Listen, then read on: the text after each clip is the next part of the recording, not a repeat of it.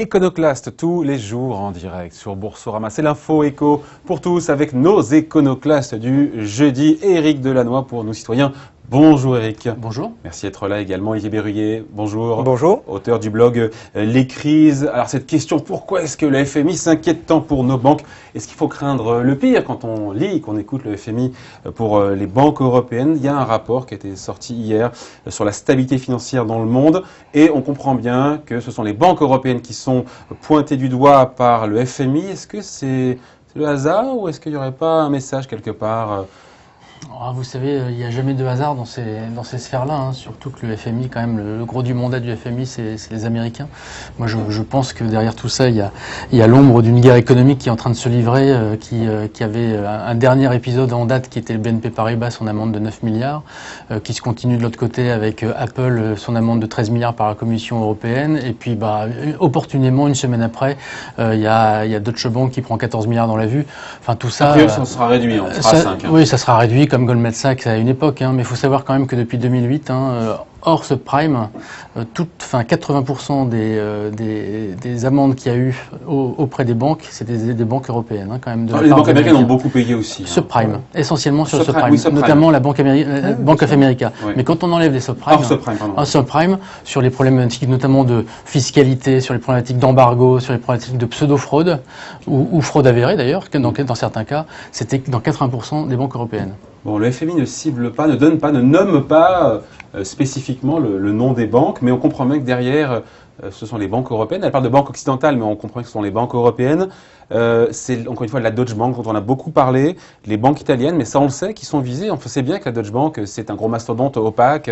On sait que les banques italiennes, il y a un problème de créances douteuses, de recapitalisation. Mais il n'y a pas un problème Pourquoi ça sort maintenant, là, il n'y a pas un problème de nationalité, il y a un problème systémique sur les banques qui justement sont qualifiées par la réglementation de systémiques. Donc il y en a tout autant aux États-Unis qu'en Europe. Mais évidemment le problème, il est vraiment sur ces banques universelles qui ont des bilans colossaux. Je suis assez étonné moi de la réaction du FMI. Je pensais que depuis le temps ils avaient déjà regardé un bilan bancaire. Moi je l'ai fait il y a 9 ans, ça fait 9 ans que je suis inquiet. Si vous regardez les banques françaises, elles ont des bilans qui sont entre 1500 et 2000 milliards, avec des fonds propres qui sont de 50 à 100. Donc les leviers sont de 20 fois à peu près. Des engagements sur des produits dérivés, du hors-bilan qui se compte en dizaines de milliers de milliards. Donc on a un vrai problème de sécurité financière.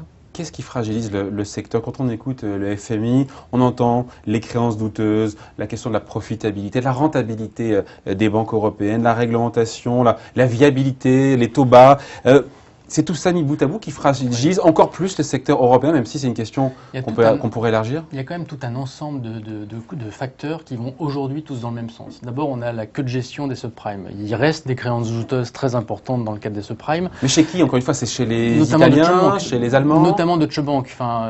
Les Allemands, c'est un peu différent. Le système allemand est opaque parce que les banques, notamment, étaient structurées autour de banques qui étaient très dépendantes des lenders, avec des systèmes de productivité peu opaques et de financement assez opaques, qui fait que finalement le système allemand a beaucoup pâti de la crise, avec un Deutsche Bank qui par ailleurs lui a fait beaucoup dans l'investissement très risqué.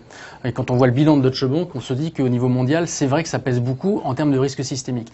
Mais le problème de tout ça, c'est qu'il y a par ailleurs une réglementation assez légitime dans certains cas, mais qui va qui va très très loin pour remettre en cause le modèle économique de la banque. Ça, c'est un vrai sujet. Aujourd'hui, le modèle de la banque est en danger par rapport à la réglementation qui se met en place. On ne va pas parler technique, mais la nouvelle directive paiement est en train de changer complètement l'approche de la banque par rapport au compte client, par exemple. Mais ça, c'est qu'une des réglementations par rapport aux autres.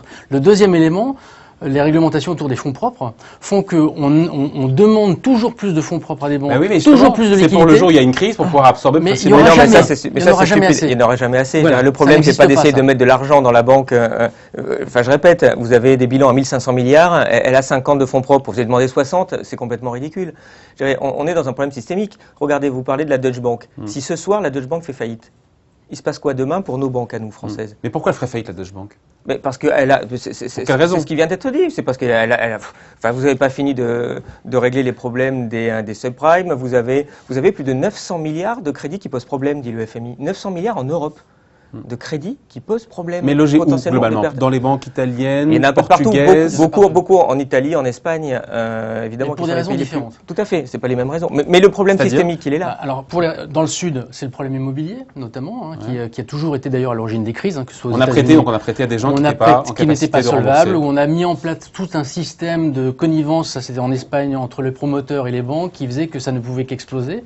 Un système. Ensuite, on a un vrai sujet autour des subprimes. Les subprimes, il y a une queue de créances douteuses autour des subprimes, même si toutes les banques ont mis en place des systèmes pour pouvoir les épurer, mais on n'y est pas. Et enfin, il faut quand même voir qu'on n'a pas tiré toutes les leçons, parce que aujourd'hui, on a quand même des créanciers, on a quand même des actionnaires qui demandent toujours de la rentabilité. À partir du moment où la rentabilité des banques structurellement baisse, parce que les réglementations font qu'elles sont obligées d'augmenter leurs fonds propres, eh ben elles sont obligées de prendre plus de risques. Voilà. Donc c'est un peu une monnaie de la pièce quelque part. C'est tout le système qui est en cause là. C'est un système que l'on peut voir au niveau industriel par Patrick Drahi, c'est au système bancaire par Deutsche Bank, c'est système automobile, c'est par Volkswagen. Il y a tout un système qui, parce qu'on veut continuer de la rentabilité et qu'on ne remet pas en cause les notions de rentabilité, eh ben le fameux ROE à 15%. Exactement. Alors on n'est plus à 15%, mais aujourd'hui avec les réglementations en cours, on risque d'avoir des banques qui sont à des ROE inférieurs à 5%. Ça pose un vrai problème de recapitalisation. ROE, c'est le retour sur investissement, c'est le retour sur les fonds propres. Mais BNP était à 2% en 1980, ça posait pas de problème. C'est là aussi le vrai sujet. Peu importe pourquoi la Deutsche Bank aurait des problèmes. La question, c'est la notion de banque systémique. On a réussi à créer des banques où on arrive à dire au niveau de la réglementation, cette banque, si elle fait faillite, elle met tout le système mondial en parterre. La BCE, elle est là aujourd'hui. Elle supervise 129 banques européennes les plus grandes. Mais c'est pas des histoires de supervision. Prenons une analogie avec le secteur nucléaire. Est-ce qu'on accepterait qu'il y ait une centrale nucléaire systémique au Japon où on se dit si la centrale nucléaire au Japon elle explose, ça fait exploser toutes les centrales françaises? C'est ça le système bancaire aujourd'hui. Et il y a 20 ans, ça n'existait pas. Les réformes sont pas compliquées. Il faut revenir à ce qui se passait en 1995. Quand le Crédit Lyonnais a fait faillite, ça a coûté 15 milliards, mais on s'est pas dit ça va faire écrouler tout le système bancaire mondial. Aujourd'hui, c'est de nature à faire exploser le système mondial. Alors, il faut voir aussi qu'on n'en parle pas actuellement, mais quand on parle du modèle économique de la banque, c'est aussi un phénomène nouveau depuis quelques années, depuis notamment la politique monétaire de la BCE. Le modèle économique de la banque, c'est quoi? Je prends des dépôts à court terme et je le transforme sur du long terme.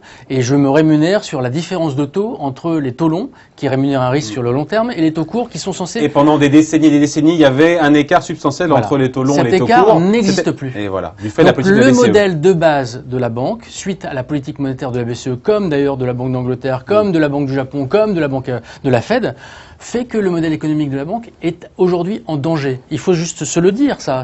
Après, on peut se réjouir parce qu'il y a, comment dirais-je, une espèce d'amour vache entre la banque et les gouvernements en permanence. C'est toujours le bouc émissaire de tout, la banque. Mais aujourd'hui, le développement économique est lié à un système bancaire qui fonctionne bien. Si on veut casser le système bancaire, on aura de graves problèmes dans tous les autres secteurs de la banque, de l'économie. Donc, il faut juste le savoir, ça. Tout à fait, mais il faut voir que ça, c'est le système bancaire, je dirais, traditionnel. Mais depuis 20 ans, on a créé des banques universelles, où à côté de cette activité-là, on a créé des immenses banques d'investissement qui, en gros, font beaucoup de spéculations dangereuses avec des contreparties qui sont d'autres banques. Parfois pour le compte de leurs clients aussi, il faut pas oublier. 95% des contreparties, c'est une autre banque. Ça, il faut regarder. Donc, on m'expliquait un jour que la banque d'investissement, c'est aussi...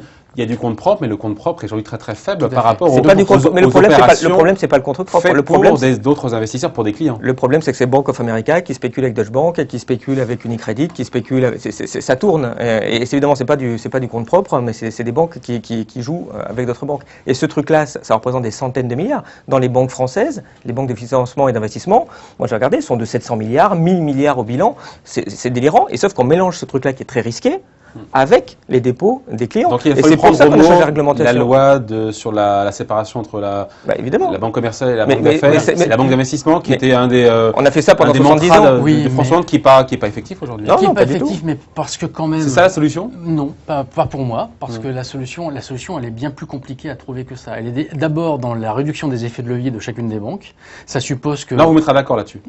Oui, réduction des effets de levier. Ça veut dire quoi, réduction des effets de levier? Effet de levier, c'est qu'on ne puisse pas... Enfin, le multiplicateur entre les ressources que j'ai et les crédits que je peux mettre en place doit être limité. Il était de plus de 25 à une époque. Il y a une tentative pour le ramener aux alentours de 2, 3, voire 4 ou 5. Donc la réglementation a aussi joué là-dessus. L'effet conséquent de ça, c'est qu'il ne faut pas non plus demander aux banques de tout financer.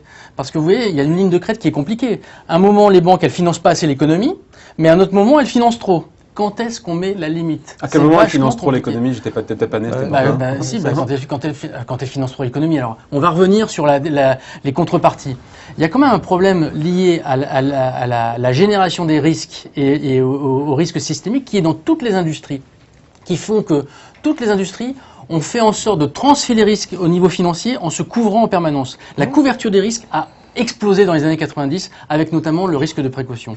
Et pour que les banques puissent gérer ce risque qui venait de l'économie réelle, elle l'a diffusé dans l'ensemble du système. Et c'est ça qui a créé le risque systémique. Mais le choix, c'est un choix de société. C'est un choix d'où on veut zéro risque dans l'industrie. Pour faire zéro risque dans l'industrie, on se couvre sur tout. Mais la vraie question, c'est pour le client. Moi, quand je mets mon argent à la banque, j'ai pas envie qu'il puisse être vaporisé parce que demain, il y aura un nouveau Kerviel ou qu'il y aura une faillite de Bank of America. Mais les banques systémiques, elles sont à la fois en Europe, aux États-Unis, en Chine, au Japon. La question, c'est pourquoi on tolère qu'elles existent. Il suffit de les réduire, il suffit de les couper, bien sûr, mais c'est pas un problème européen. Parce quand on écoute le FMI, on se dit c'est un problème européen. Problème de communication, évidemment que le FMI en joue. Mais il y a pareil aux États-Unis, il y a pareil au Japon, il y a pareil partout. La question, c'est est-ce qu'on veut en avoir chez nous? Nous, on a 4 banques systémiques. Les Allemands en ont qu'une. Vous verrez que bientôt les Allemands en auront 0 parce qu'elle va faire faillite et que nous aussi, un jour, on n'en aura plus. Sauf qu'on les aura pas démantelées tranquillement par avance, proprement. On va attendre que la crise arrive. Et c'est bien pour ça que l'année dernière a été votée la possibilité d'aller, je dirais, se servir sur les comptes des clients. Quel problème? Je mettrais juste un bémol. Lehman Brothers était une banque d'investissement. C'est-à-dire que pour moi, la séparation des banques... Mais ça ne résout pas tout, mais c'est un problème. La séparation des banques fragilise le système global parce qu'elle crée des unités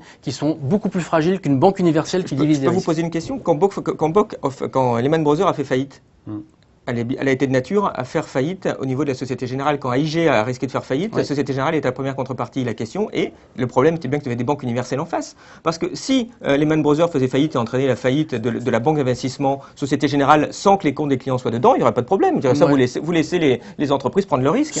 Alors moi, là où on n'est pas d'accord, c'est que je pense qu'il y a le matelas de la banque de détail qui fait que le risque, il est tellement diffus que finalement le risque est moins important d'avoir un problème de défaillance. En revanche, là où je suis d'accord, c'est que c'est la notion de banque commerciale. La notion de banque commerciale veut dire qu'il y a des actionnaires qui demandent une rentabilité. Pour moi, une des solutions, c'est la généralisation du mutualisme. Si vous avez les clients qui maîtrisent la structure de gouvernance de la banque, vous avez potentiellement moins de risques d'avoir soit des investissements douteux, soit des choses qui vont aujourd'hui, les banques mutualistes sont celles qui ont été les moins exposées à l'ensemble des risques du système bancaire européen. Et je dirais juste que mon argent que j'ai déposé à la banque n'est pas là pour servir de matelas aux pertes de traders. Point final. Bon. Mais après c'est le point sur lequel on n'est pas d'accord. Bon, après le FMI nous dit les banques européennes ont besoin de mesures urgentes et exhaustives. À l'écouter, il y a péril dans la demeure. Enfin, je veux dire, et en même temps, les banques italiennes, les centaines de milliards d'euros de créances douteuses, des prêts non performants, ça fait un moment qu'on en parle, je veux dire. David, il se passe quoi si ce soir la Deutsche Bank fait faillite sur nos banques? C'est simplement la question que je pose. On me dit le système français il est robuste, je veux savoir si ce soir cette banque allemande fait faillite, qu'est-ce qui se passe demain matin sur nos banques? S'il se passe rien, j'ai pas de problème. S'il y a des conséquences, on ne peut rien faire. Aujourd'hui, il y a un mécanisme de résolution aussi à l'échelle européenne, même si Angela Merkel, c'est intéressant.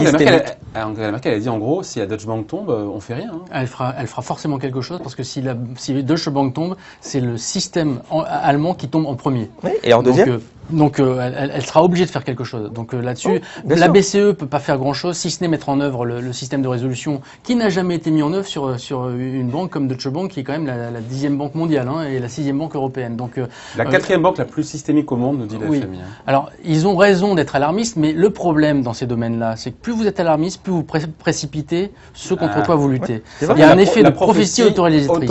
Mais c'est un vrai sujet, ça. À un moment, il faut raison garder, quoi. Enfin, aujourd'hui, personne n'a intérêt à ce que ça chute.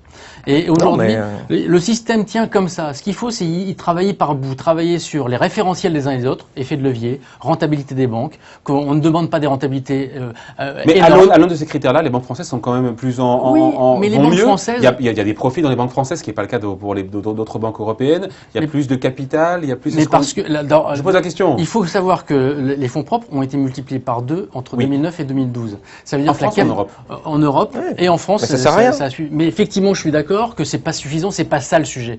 Le sujet, c'est de trouver un moyen de résilience du système global. Et déjà, il faut qu'on mette moins de panique dans le système parce que les marchés détestent la panique. Il faut savoir que de manière quand même assez aléatoire, les valeurs françaises des banques aujourd'hui a chuté entre 40 et 60% depuis le début de l'année. Ce qui ne correspond à aucune réalité économique. Aucune. mais aucune réalité économique. Qu'on me fasse croire que la BNP est en danger à ce point qui fait que l'action chute de 40% est juste une inquiétude globale systémique qui est entraînée, peut-être même par les marchés, pour faire en sorte de s'auto-générer de la plus-value quand les valeurs vont remonter. C'est là où le système il est vraiment biaisé, c'est qu'on a un système financier aujourd'hui qui s'autocontrôle, sachant que 60% des rôles sont faits par des machines. Il y a tout un système à remettre en cause sur les outils du capitalisme pour améliorer les choses et pas forcément générer de la panique dans le système. Tout à fait, la panique n'est pas non plus complètement indue. Je répète, si Deutsche Bank fait faillite ce soir, vous verrez demain matin à combien est l'action BNP. Quel fait générateur. Mais peu importe quel que soit. C'est systémique, donc le fait générateur il est mélangé. Oui, mais la question, quand le Crédit Lyonnais a fait faillite, à l'époque, il n'y a eu aucun problème systémique. Et aujourd'hui, il y en a. Il suffit de revenir à la réglementation d'il y a 20 ans, ni plus ni moins. Et l'Europe aujourd'hui, ce qui en finit là-dessus, c'est qu'elle est bien outillée justement pour faire face à une éventuelle crise, à un défaut bancaire, pour éviter en fait le risque de contagion. C'est ça le sujet. Mais non, c'est impossible. C'est impossible. C'est très compliqué. De la taille d'une banque comme Deutsche Bank, c'est très compliqué. Ce qu'il faudra, c'est que le gouvernement prenne le parti de découper Deutsche Bank en plusieurs banques différentes. Exactement. Et recapitalise les endroits où ils ont besoin de recapitaliser, parce que c'est pas tout Deutsche Bank qui doit être recapitalisé. Non, bien sûr. Mais dans ce cas-là, on est d'accord, il n'y aura plus de banque systémique en Allemagne. Oui. Bon, faisons pareil en France. On a réussi à les mettre d'accord, au moins sur un point, c'est formidable. Merci à tous les deux pour ces explications et cet éclairage. Éric Delannoy pour Nous Citoyens et Olivier Burillier, auteur du blog Les Crises. Merci à tous les deux. Merci. Au revoir. Merci.